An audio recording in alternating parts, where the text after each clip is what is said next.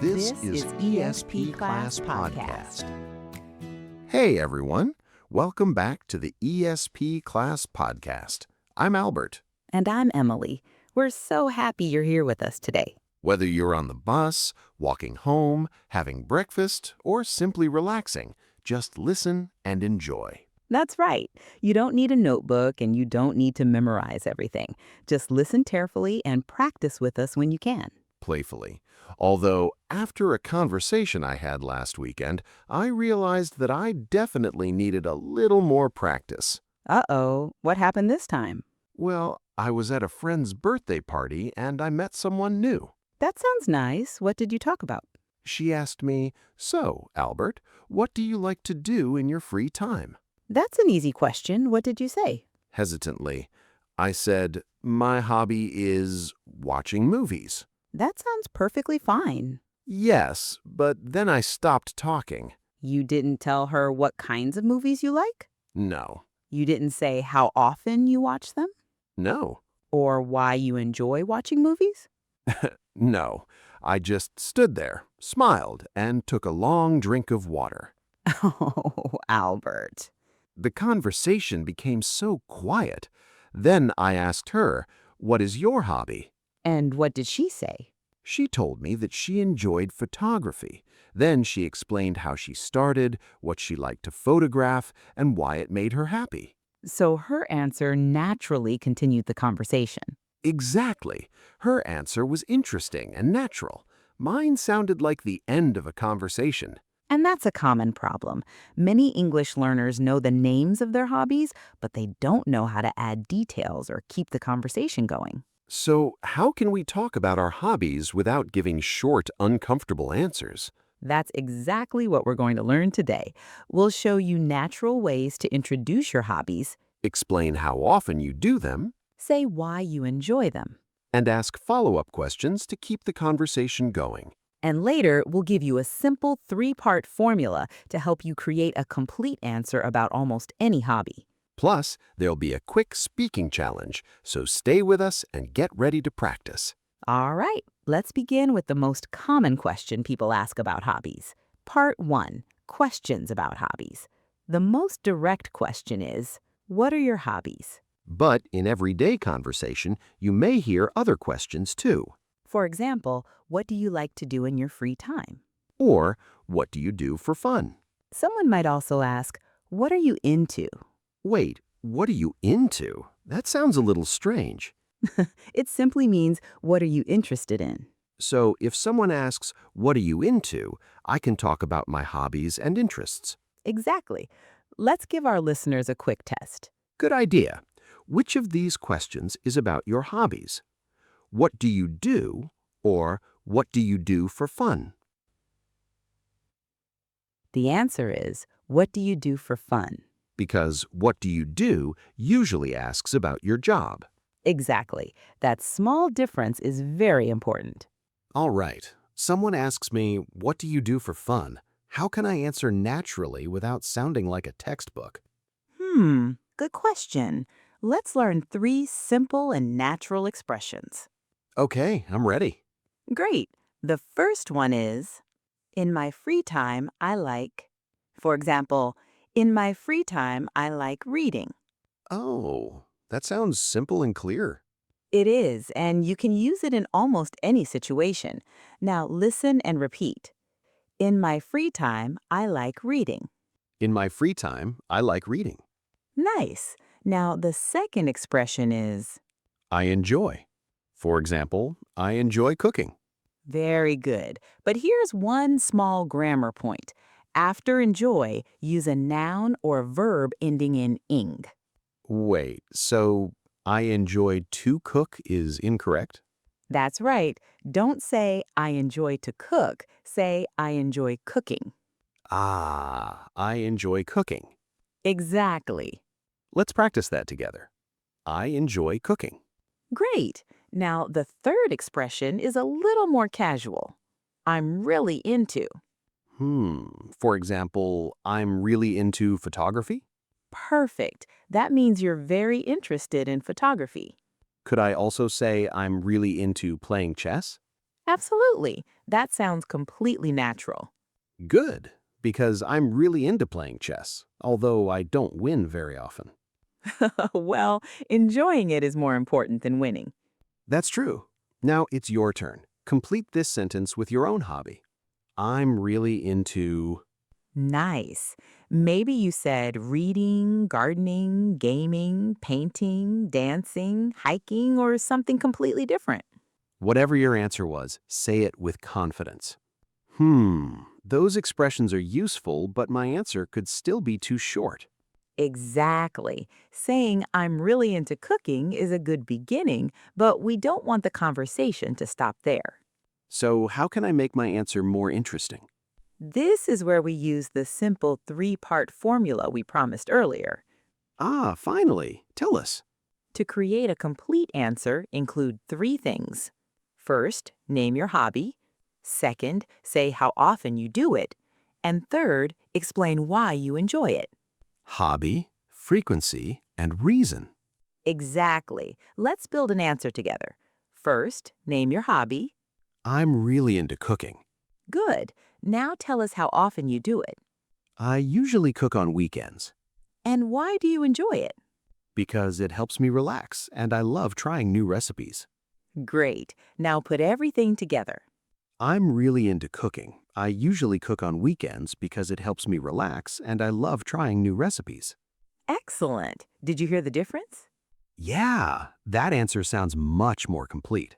Exactly. It also gives the other person several ways to continue the conversation. They could ask, what do you like to cook? Or, what's your favorite recipe?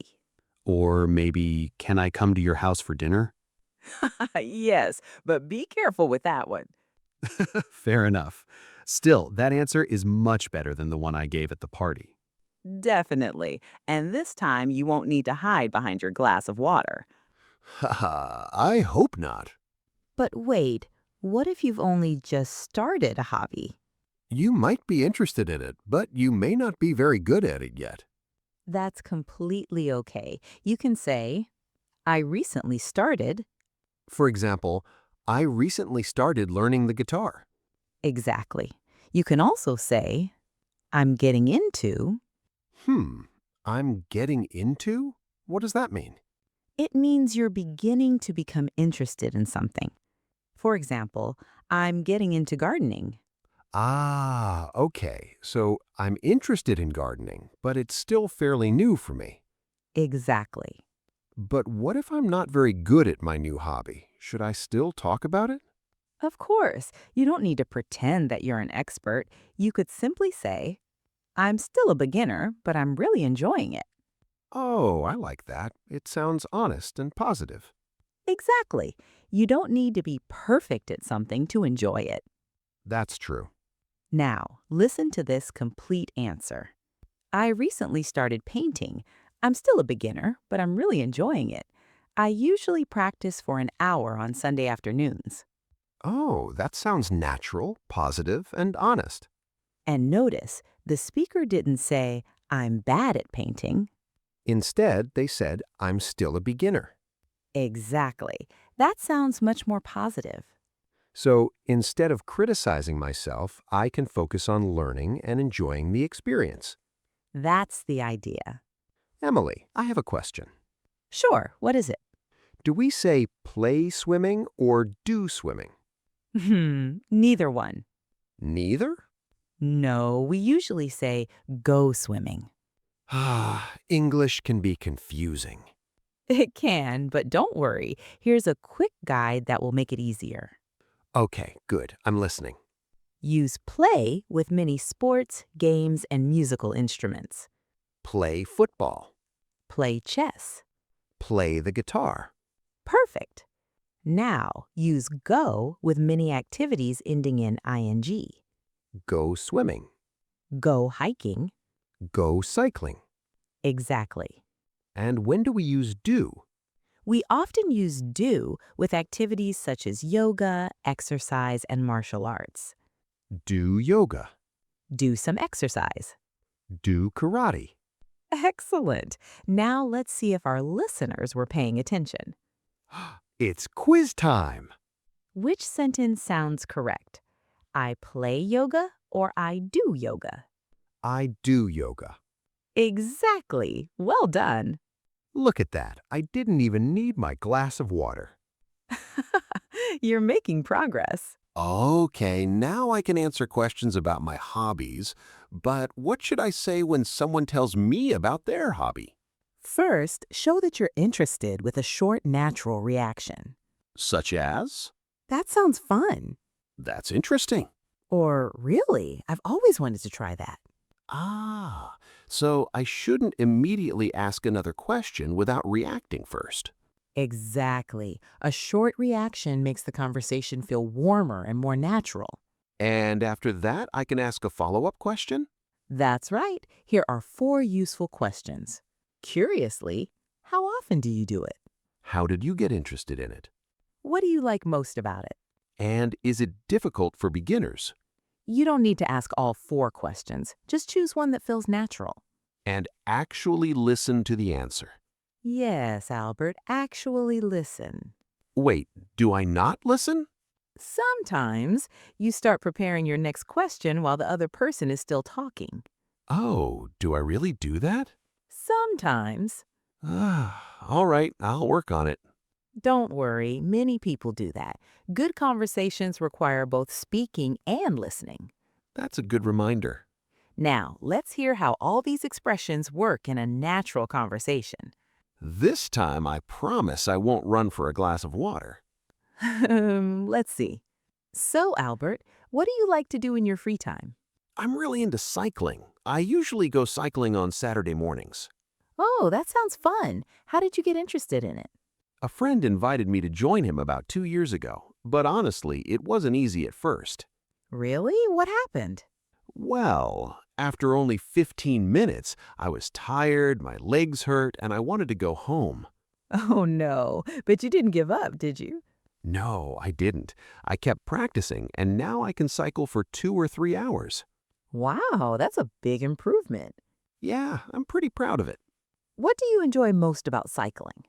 I love being outdoors. It helps me relax and clear my mind after a busy week. That sounds wonderful. What about you? What do you do for fun? Cheerfully, I enjoyed baking. I usually bake cakes or cookies for my family on weekends. Oh, nice. What do you like to bake most? Excitedly, chocolate cake, definitely. Chocolate cake. Now that is an excellent hobby. Can I come to your house this weekend? Teasing. Only if you help clean the kitchen afterwards. Oh, on second thought, cycling sounds better. I knew you'd say that. What? Cleaning the kitchen is not one of my hobbies. Maybe it should be. Encouraging. All right, now it's your turn. We'll ask you 3 questions. Try to answer them out loud if you can. Don't worry about being perfect. Take a breath, relax, and simply communicate your ideas. Ready? Here's question 1. What do you like to do in your free time? Good. Now, question 2. How often do you do it? Great. And here's the final question. Why do you enjoy it? Excellent. Now try to combine your 3 answers. Remember, hobby, frequency, and reason. Here's an example. I'm really into reading. I usually read before bed, and I enjoy it because it helps me relax. Your answer doesn't need to be long or perfect. 2 or 3 clear sentences are enough. And every time you practice, your answer will become easier and more natural. Before we finish, let's quickly review what we learned today. To introduce your hobby, you can say, in my free time, I like, I enjoy, I'm really into. or I recently started. And to create a complete answer, remember our 3-part formula. Hobby Frequency. and reason. That really is easy to remember. It is. And when another person talks about their hobby, show interest before asking a follow-up question. For example, that sounds fun. How did you get interested in it? Or, really? What do you like most about it? I think I'm ready for my next party conversation. We'll see about that. Now, we love to hear about your hobby. In the comments, complete this sentence. I enjoy blank because blank. For example, I enjoy gardening because it helps me feel calm. And if you want an extra challenge, add how often you do it. Then read another learner's comment and ask them one friendly follow-up question. That way, you're not only learning English, you're using it to have a real conversation. If you enjoyed practicing with us, subscribe to the Easy English podcast for more simple and practical English lessons. And remember, when someone asks about your hobbies, don't just name the activity and stop. Add a detail, explain why you enjoy it, and give the other person something to ask about. Whatever you do, don't hide behind a glass of water. Yes, Albert, we're still working on that. Hey, I did much better today. You did, and so did everyone practicing with us. Thanks for spending time with us today. Keep listening, keep practicing, and keep speaking English with confidence. See you in the next episode. Bye, everyone.